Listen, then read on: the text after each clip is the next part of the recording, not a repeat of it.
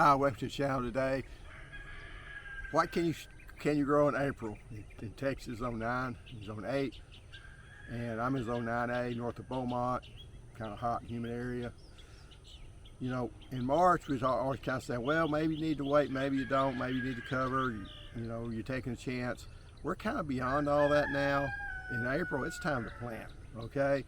Most of the stuff, you can forget about planting any of your cold season crops, your broccolis, your cauliflowers, all that, that's over with. You can go to the store sometime, they probably still can have these little broccoli plants or whatever. You'll plant those, they may make a head this big and then they won't go start sprouting on you. It's too late, all right? You might be able to get in one last seeding of lettuce, but even then you're pushing it because it should start getting hot in May, June's gonna be hot, and then July is gonna be brutal, okay? That's the way it is here in Texas and in the South. We don't have long growing seasons. We have short seasons, you know, outside of the summer and the winter, okay? It's kind of the prize of most people's garden is tomatoes. I planted these tomatoes back, I think on February 15th. This is what they look like. Now this plant here was planted the same exact day, okay? These are what these came from. So what you want to, I'm just gonna set this down. So with tomato plants, you want to get them in early, okay? You are running out of time to plant your tomato plants, okay? Don't sit there and say, well, I can plant them anytime in April. You can, but you're not gonna make very many tomatoes. The reason being, fix to get hot, fix to get really humid, and when it's hot and humid, tomatoes do not set. Plus, when you get up into later June, you're going to be hit with bugs. You get leaf fluted bugs, the stink bugs, every kind of bugs God's ever created seems like hits our tomato plants. Sometimes birds start hitting them also, though I haven't had that much problem with birds. But you're running out of time because it can take 60 days, even on early varieties, to make a tomato plant, to start your harvest, okay? So if you plant it April 15th, let's say, well, you got April 15th, so you're gonna go May 15th, June 15th, it's gonna start producing tomatoes. And by July 1st, you're probably done. So you have 2 weeks harvest window. That's the danger of playing it safe and saying, I'm gonna wait, I don't want it to be frozen. If these tomatoes had to be covered, you're gonna see damage on them. That one wasn't covered and it received a lot of damage, but I was able to replant and plant another beside it. It's taken off and doing well also, all right? Now it's cherry tomato, so it'll probably be fine, but see how much, compare that cherry tomato to this cherry tomato or even this one, how much difference there is because I planted early and had to cover. This has already got tomatoes on it. Give it another week or two, it's gonna be making tomatoes. It's the sun's sugar. So, and tomato plants, you know, I've got tomatoes on a lot of these vines have got tomatoes on them. They're gonna be, usually a tomato takes about 30 days from the time that it sets the fruit until it ripens.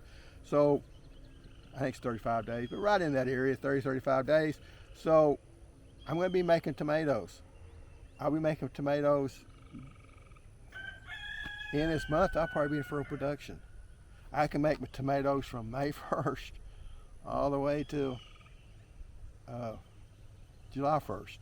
If you plant tomatoes right now, you got 2 weeks. So that's why you plant them early. Now, if you hadn't planted your tomatoes early, there's still time. I mean, I would plant them now. I wouldn't wait till, you know, the weekend after Easter. Go ahead and give them in the ground now, get them started.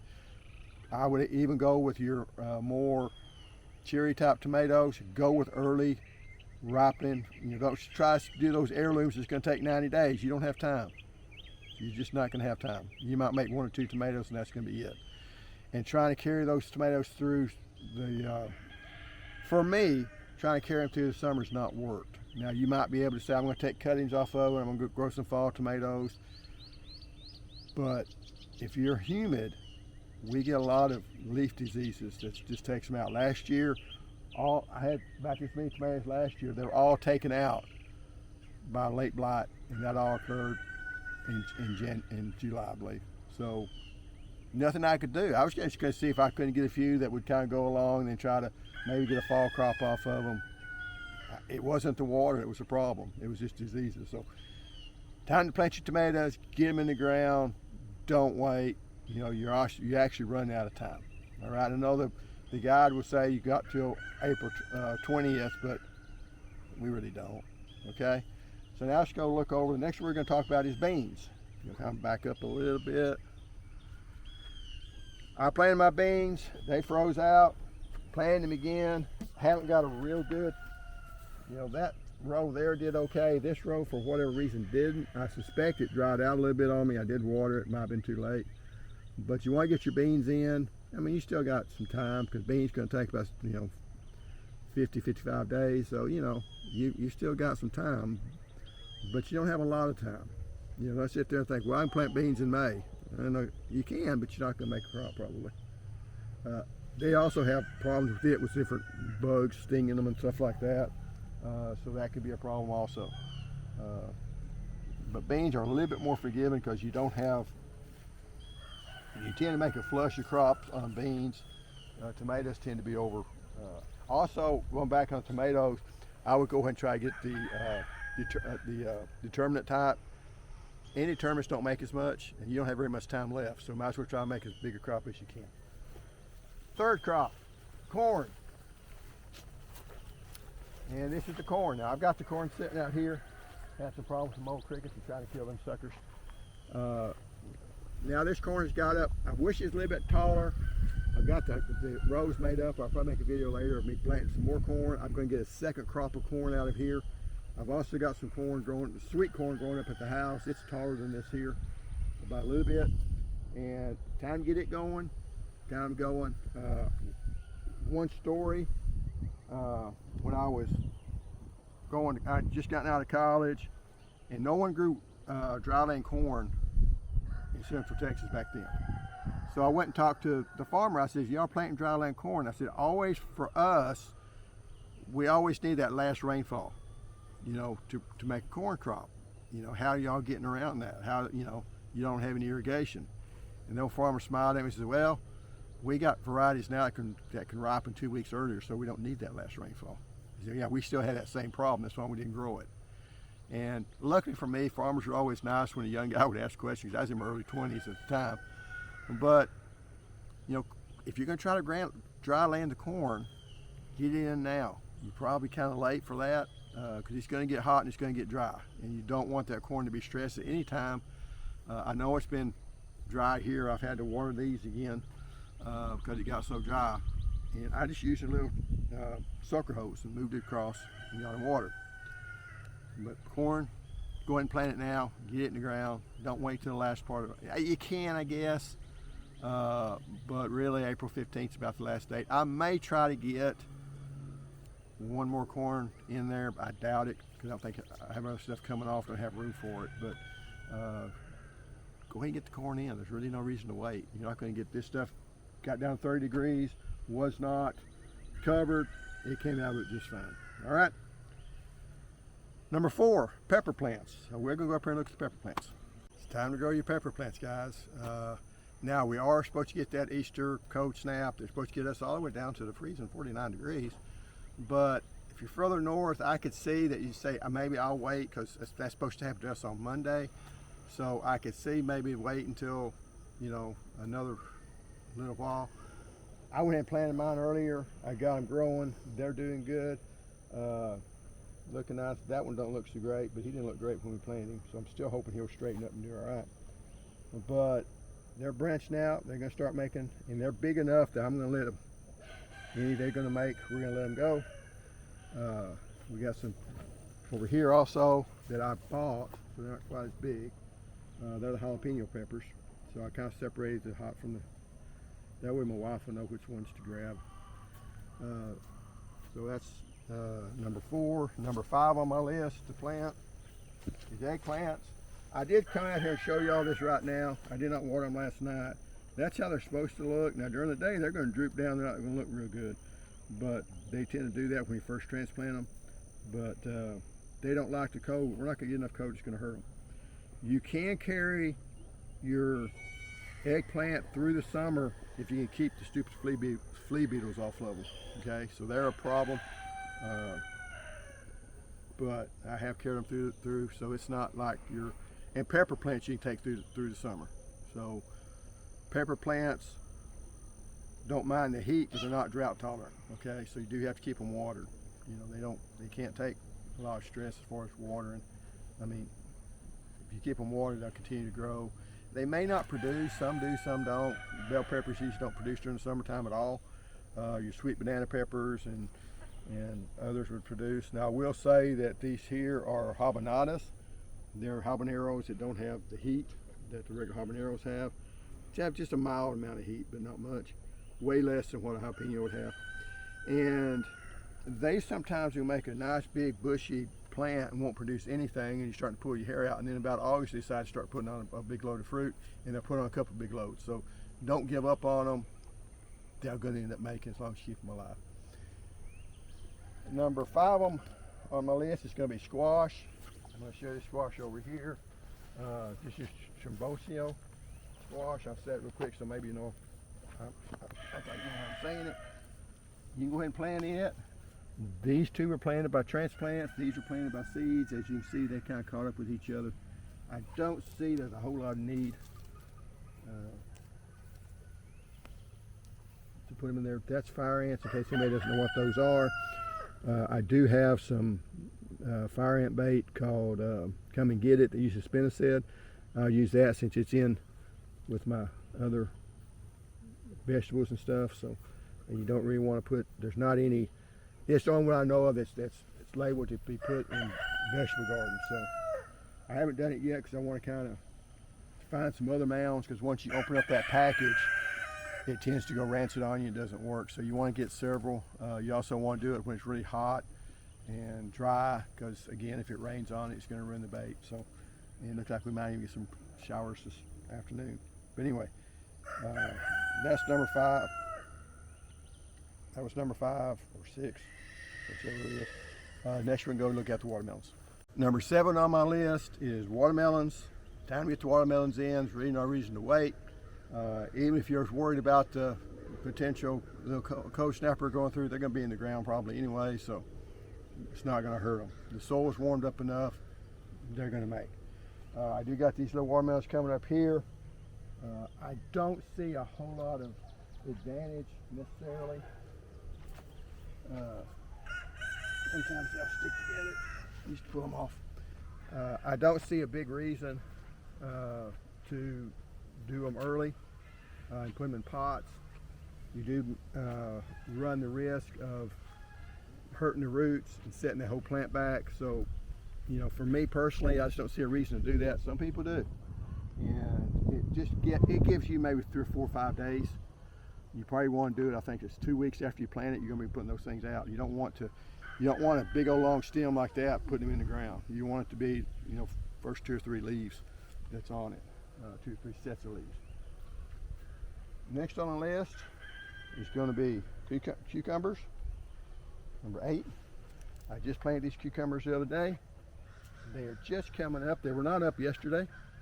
Watch those one row there. That's a row there. But there's the cucumbers I planted up. So all the seeds were good. As far as look like they can have good germination on them. And you know, I'm going to grow them up this trellis.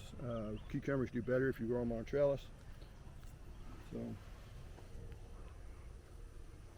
I think that's really all I was going to talk about on cucumbers. You know, you do make 2 types. You got the pickling type, which you can use for either slicing or pickling, or you got the slicing type, which you don't use for slicing. They don't make good pickles. So I think I got 2 different kinds planted here. I can't remember which. That's why I make videos sometimes. I did not mark which ones I planted, so there's that. Number 9 on the list is cantaloupes. I said it a little bit different than watermelons. Sometimes people put cantaloupes on trellises, but again, it's time to get those out. All your watermelons, all your cucumbers, all your squash, go ahead and get them out. It's warmed up, your soil's warmed up enough, at least in my area, so go ahead and get those things out.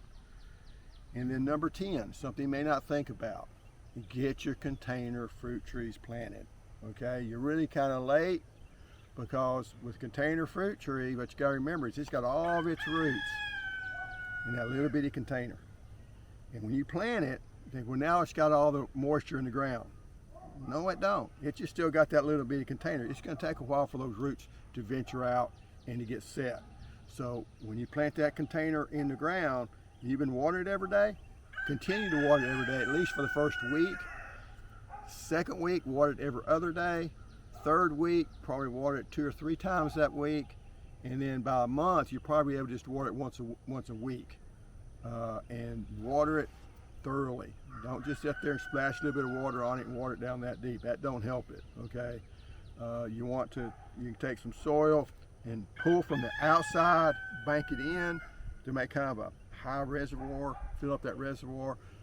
Take a 5-gallon bucket, stick a hole in the side of it, set it down, let that water drip out slow. Or if you only got 1 or 2 trees, just turn the hose barely on, let it sit there and let it soak up an area that's, that's bigger. Because if you just put a little bit of water on it, you're probably not getting the water to the roots. If you are getting to the roots, you're not encouraging those roots to go out and find more moisture, because it hits that dry soil and it's just going to stop, okay? So go ahead and grow your container fruit trees, get them in the ground, because summer's coming, it's not very long, and it's really hard. They'll say you can plant container anytime, and you really can, but you really got to take care of them if you do that. Fun, I guess, interesting fact that surprised me, if you buy, and do not buy any of those plastic bag fruit trees that's in the store. Those things have been sitting there for 2 or 3 months. They may even be green, but they're going to die on you when you plant them, okay? However, bare-rooted trees you get from a reliable nursery, and they mail them into you. You plant that tree right after you get them. The day you get them, you go plant them in the ground. That tree will do better than a tree that you have buy in a container, because those roots have been pruned back, and those other roots will instantly try to go out and find new areas to grow in. The ones that's growing in containers, it's got a lot of fine roots. They kind of grow in circles. They're really small roots. They're not really trying to go out and find new areas, and it takes them a while. I figured this out because when I first started this, and I went in my front yard, just for my own sake, I was going to see how much better the containerized trees did than bare roots. And then the opposite happened. The bare roots did better. And talking to other people on different gardening forums, that's still true. What you may want to wait on for another couple of weeks, okay? Okra, especially if you're in zone 8. Don't push okra. You got time. You can plant okra all the way up through July, into July, all right? So, and probably plant a succession of okra because nematodes may take them out. Number 2 is sweet potatoes. Yeah, you probably need to start your slips right now, get those growing, but you won't plant those slips in the ground until probably the latter part of April, all right? And number 3 is cowpeas. The way I do cowpeas, I got onions sitting over there. When I pull those onions up, it may be May, but that's when I plant my cowpeas. It's kind of almost like a cover crop that can also, now you do get a little bit of more bug pressure then. You could probably get by with planting cowpeas right now. I'd still wait a couple of weeks, but you probably get by with doing it right now. But really, my garden's getting full. So, when I transition from, if I would have had any broccoli, I'd do it that way. But transitioning, it's a good transition from your cool season crops like your potatoes and your and your onions. It's a good kind of cover crop to go back with it and fill in your garden and keep stuff growing in it. But anyway, that's what you ought to be growing right now. Time to get with it, get stuff planted, get it in the ground. Thanks for watching. We'll see you next time.